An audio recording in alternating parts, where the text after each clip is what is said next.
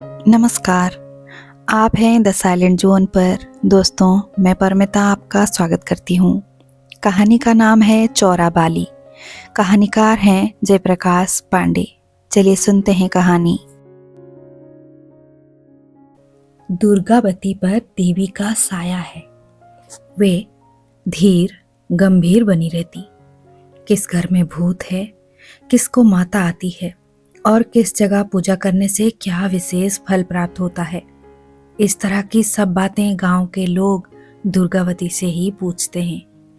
दुर्गावती छोटे कदकाठी की सामान्य सी महिला थी। सांवला रंग, दुबला शरीर, केवल रामायण पढ़ लेने की साक्षरता। मायके में एक भाई और 3 बहनें थीं। पिता की मृत्यु बचपन में ही हो गई थी। खेती इतनी ही थी जिससे घर में किसी तरह रोटी पानी चलता रहे।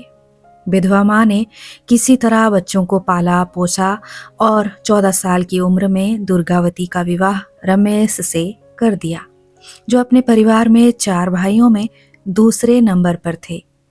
दुर्गावती की अपनी जेठानी से बिल्कुल नहीं बनती थी।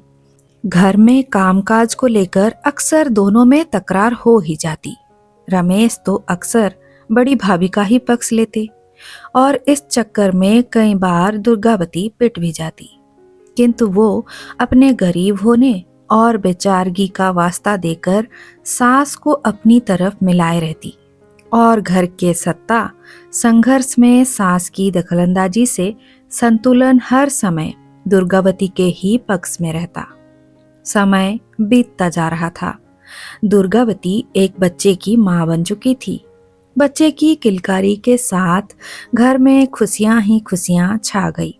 इस घर में लगभग 20 साल बाद बच्चे की किलकारी गूंजी थी।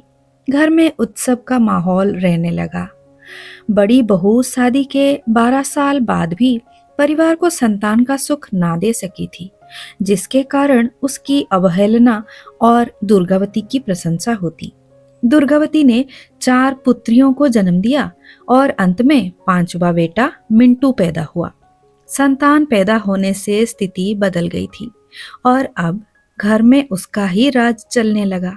वो तो बच्चों की देखभाल के बहाने घर के कामकाज भी नहीं करती। जेठानी काम में लगी रहती, फिर भी दुर्गावती किसी न किसी बहाने से जेठानी पर दोषारोपण करती रहती और बेचारी जेठानी सास और पति के कोप भाजन का शिकार बनी रहती। इस बीच दुर्गावती काफी धार्मिक हो गई थी। अभावों की भरपाई और अपने वर्चस्व को बचाए रखने के लिए दुर्गावती ने धार्मिकता का स्वांग करना शुरू कर दिया। वो पास के चौरा देवी के धाम जाने लगी। वो 3-4 दिन वहीं मठ में रुकती और मठ की महंतिन की सेवा में लगी रहती।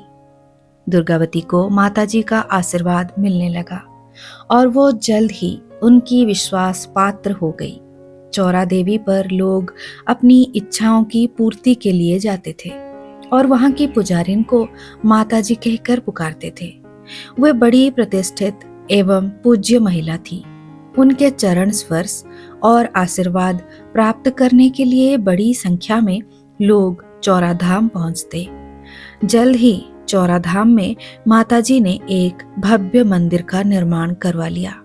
माताजी के प्रति भक्तों की बढ़ती अगाध श्रद्धा से अब माताजी स्वयं भी पूज्य हो गई थी। भक्तों के दान से माताजी की संपत्ति में भी दिन दूनी रात चौगनी वृद्धि हो रही थी।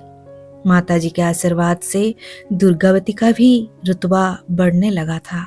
दुर्गावती की इज्जत गांव में भी बढ़ने लगी।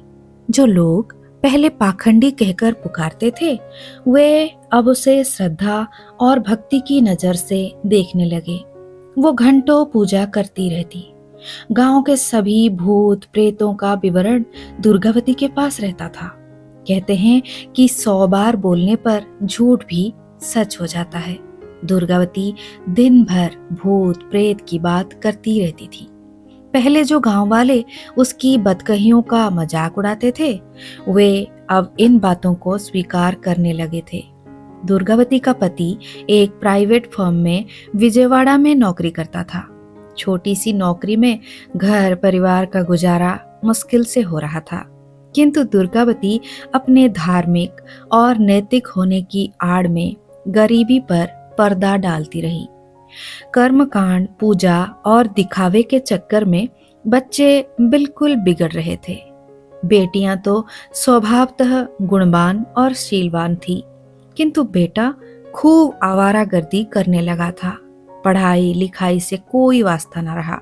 दिन भर गांव की गलियों की सैर करता, चुपके चुपके आम के बाग में दूसरों के पेड़ों से आम तोड़ता, और यदि कोई रोकता टोकता तो वो लड़ाई झगड़े पर उतर आता। उसकी गंदी गंदी गालियां सुनकर बड़े बुजुर्ग भी बचकर निकल जाने में ही अपनी भलाई समझते थे।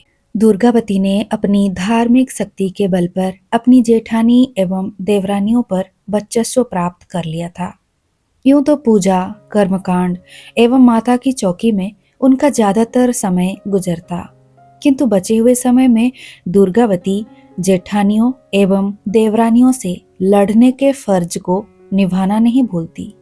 दिन में एक बार तो ऐसी लड़ाई हो ही जाती जो सारे गांव में चर्चा का विषय बनी रहती।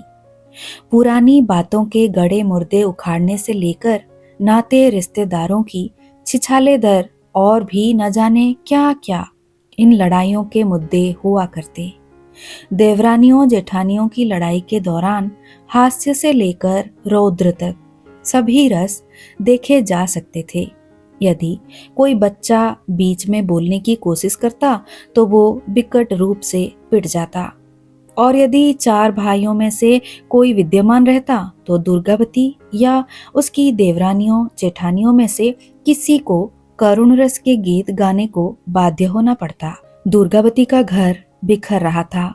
पति 2 साल में एक बार घर आता, और वो भी दुर्गावती के इस धार्मिक स्वांग और तामझाम को देखकर दुखी हो जाता। 2 बेटियों की शादी किसी तरह हो गई थी। बेटा 12वीं कक्षा में तीसरी बार फेल हो चुका था। घर का खर्च बड़ी मुश्किल से चल रहा था। दूसरों के सुकून देखकर दुर्गावती और भी जल भुन जाती। अपनी और अपने परिवार की कमियों को छिपाने के लिए और भी ज्यादा शक्ति लगाकर पूजा पाठ में लीन हो जाती, या दूसरों को खरी खोटी सुनाने में अपना समय जाया करती। इस प्रकार दुर्गावती की धार्मिकता का स्वांग रोज ही उजागर होता। वो जितनी भी अपने को कर्म कांड के दिखावे में लपेटने की कोशिश करती, उसके अंदर का सामान्य नारी रूप और अकर्मण्यता उतना ही बाहर निकलने को उतारू होते। मेहनत करके विकास के पैमाने गढ़ने के बजाय ढकोसले से वो कब तक असलियत छिपाकर रखती। आवारा बेटा बुरी संगत में पड़कर एक दिन जेल चला गया। पति उसकी हरकतों से तंग आकर विजयवाड़ा से आना छोड़ दिया। अब वो नितांत अकेली थी। अब वो अपने ही बनाए जाल में इस तरह फंस गई थी जिससे निकलने का कोई उपाय दिखाई नहीं दे रहा था। उसके पास पछताने के सिवाय कोई चारा न था। आदर्श का शिखर किसी दिखावेपन पर नहीं टिका रह सकता था। उसके लिए कर्मठता की आधारशिला आवश्यक है। कहानी समाप्त हुई। दोस्तों, आप सुन रहे थे कहानी चोराबाली। आप बने रहिए द साइलेंट जोन पर। हम फिर मिलेंगे एक और नई कहानी के साथ। जय जगन्नाथ।